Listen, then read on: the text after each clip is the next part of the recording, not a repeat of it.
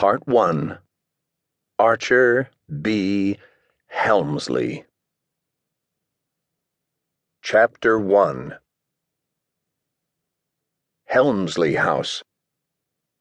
Archer didn't have a dog or cat like many children do, but he did have an ostrich, a badger, and a giraffe. Helmsley House was filled with creatures on all 4 floors and in all of the rooms. They lined the narrow staircases and still narrower halls. They were all stuffed with fluff and couldn't do a thing, but that didn't bother Archer, and because he had no brothers or sisters to speak to, Archer spoke to the animals. "Good morning, Badger," Archer said on his way to the kitchen. "How's the weather?" "I'm sorry to say the rainy autumn continues," the Badger replied. "This moisture does a terrible number on the fur. Just look at this poof." Archer gave the Badger a pat on the head. "I never would have noticed," he lied.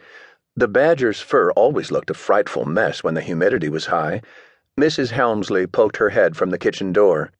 "Who are you speaking to?" she asked. "Oh, no one," said Archer. "Just myself." He stepped beneath his mother's frown and into the kitchen. After eating his breakfast of tea with milk and toast with jam, Archer began exploring. He wandered down the first-floor hallway and into the conservatory, a glass room filled with glass cases that stuck out into the back garden, and pressed his face against one that was filled with bizarre jungle insects. "It's good these are dead," he thought. One, he was certain, would turn his head purple if it latched onto his toe.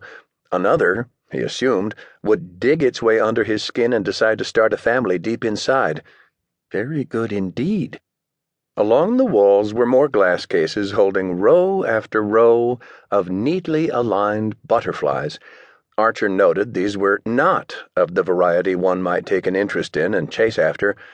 On the contrary, it appeared as though these might take an interest in and chase after you. "Best to avoid these butterflies," he said to the giraffe. "A wise choice, my dear," the giraffe replied. "I shudder every time I look at them." "Do you think we should even call them butterflies?" he asked. "Perhaps a name like shudderflies would be more accurate," said the giraffe. Archer grinned.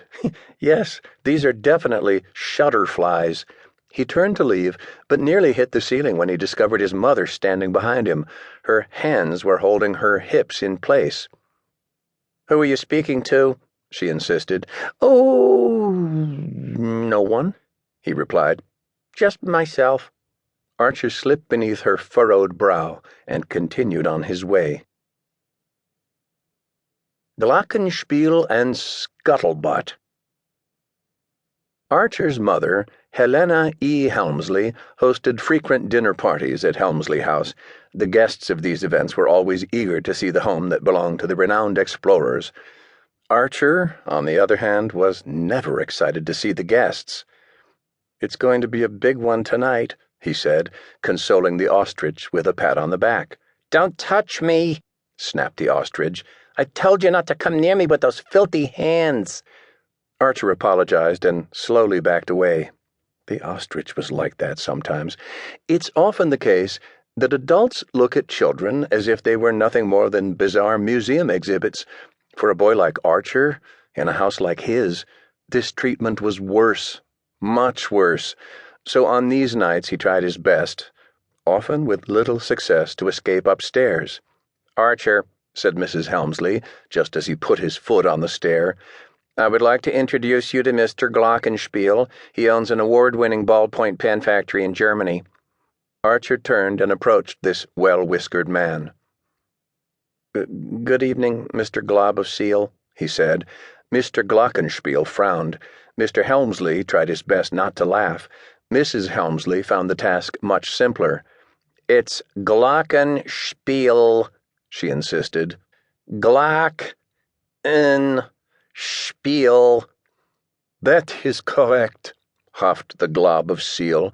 Archer was glad this man's name was not Glob of Seal. You wouldn't go very far with a name like that.